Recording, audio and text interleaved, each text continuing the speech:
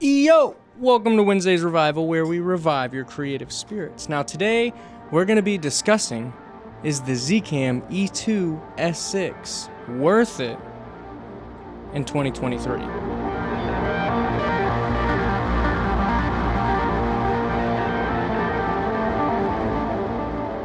So 2023 is right around the corner.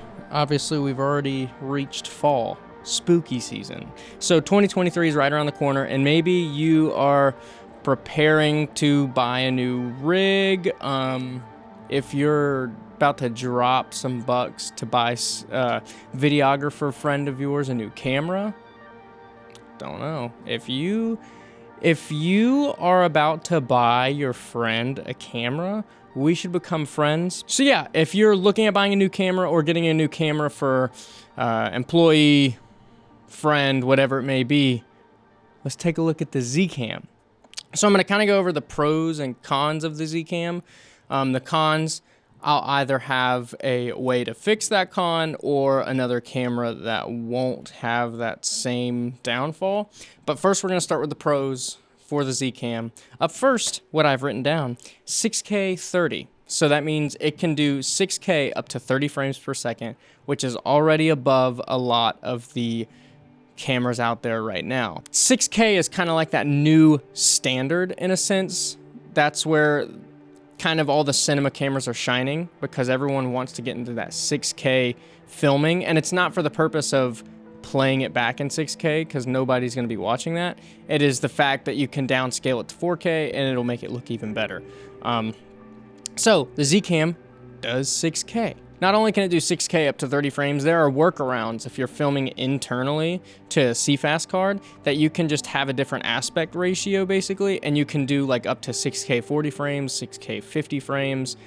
But the way I use it is with the Atomos Ninja V, a monitor, which will basically add some more benefits that I'll get to later. So through that monitor as well, you can do 4K up to 60 frames. And I feel like that's all you need. 6K 30 frames, 4K 60 frames. I mean, obviously there are more in-depth style or specific style videos where you may want to do 120 frames or 240 frames, or you want to have a 12K sensor. I don't know what it is, but personally for me, the Zcam doing 6K 30 frames, 4K 60 frames meets perfectly. Next, it can do 14 stops of dynamic range, which dynamic range, I feel like people might misunderstand. Listen to this. So obviously the Red can do up to 16 stops of dynamic range. People always want tons of dynamic range, which is true, because I do too. If a camera came out and said that they could somehow do 20 stops of dynamic range, I'm on it. If there's a camera out there that does that, let me know. But we also tend to forget that the Arri Alexa, the one that is doing all of these Hollywood films, has 14 stops of dynamic range. So I think we put too much pressure on the camera and less on how we use it. Shots fired. But the Zcam does 14 stops of dynamic range. So sounds bad, but if I said the Zcam has the same dynamic range abilities as the Arri Alexa, it sounds a little bit better. So 14 stops of dynamic range. It is very versatile. That's another pro. It is very, very versatile. You can not only internally when it comes to being able to film in all these different codecs, formats. I can't name them all because it would be a whole separate video of me trying to name them all. Let me know if you want me to make that video. I'd rather not, but let me know if you want me to. But yeah, it's very versatile in the sense of it's also light, since it has that cube structure, like same as the Red Komodo. It can be used you can throw it on a gimbal, do handheld, dolly, like you can do so many different things with this, and you can rig it as such very easily, because there's also a lot of third-party rigging options for it. So it's very versatile in every sense of the word. And not only that, the price for this cinema camera that is offering you all these different beautiful qualities I'm pretty sure right now it's only like 2,200 bucks. Obviously that's just for the brain. That's not for lenses, rigging it, batteries. 2,200 bucks for a 6K cinema camera.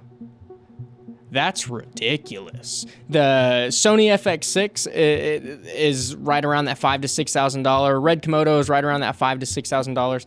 Most of the cinema cameras that are competing with this are in the $5,000 to $6,000 range for the brain, compared to the Zcam being $2,200 for the brain.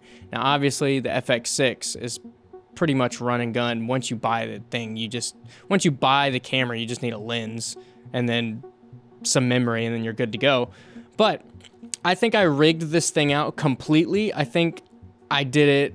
I think I paid $4,500 or $5,000 to completely rig this thing out, and I used it all of 2021 and a majority of 2022. I wouldn't take back any of the jobs that I got using this.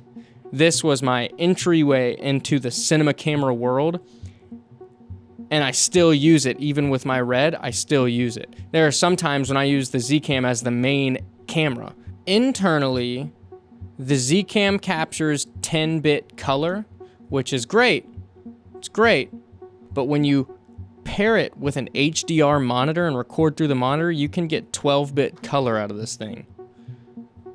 14 stops of dynamic range, 12-bit color, 6K 30 frames, cinema camera style, very versatile, for only 2,200 bucks. Bro, come on.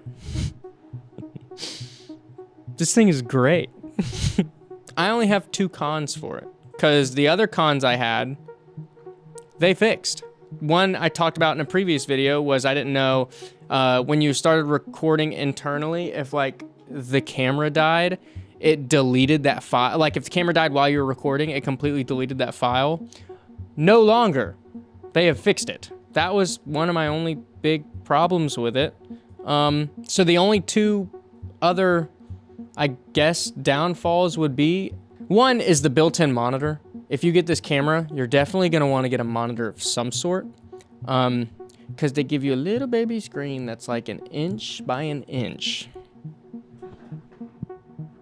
Maybe 2 inches by 2 inches. It's not going to work. So get a monitor, which then also entails me to say, hey, just get the Atomos Ninja, and then you kill 2 birds with 1 stone. You got a monitor, and you can get 12-bit color recording through the monitor. And the last thing is the sensor. It's a Super 35 sensor. This isn't really a con. I think it's a con depending on who you are, because Super 35 is obviously different from full frame. Obviously, go further if you feel like that's gonna throw you off. Go further into the specs between full frame and Super 35. Do some research if you want me to, and you want me to make a video about the difference. Also, put it in the comments. But yeah, those are really the only 2 cons I have for it. This video isn't sponsored by Zcam. Bought this myself. Used it for my business for a year. I'm still using it to this day. So, love y'all, really do. It only takes 1 to go buy a Zcam. It only takes 1 to go start your first passion project. It only takes 1 to make a change. It only takes 1 to change the world. That was supposed to be cooler. And that could be you. See you next time.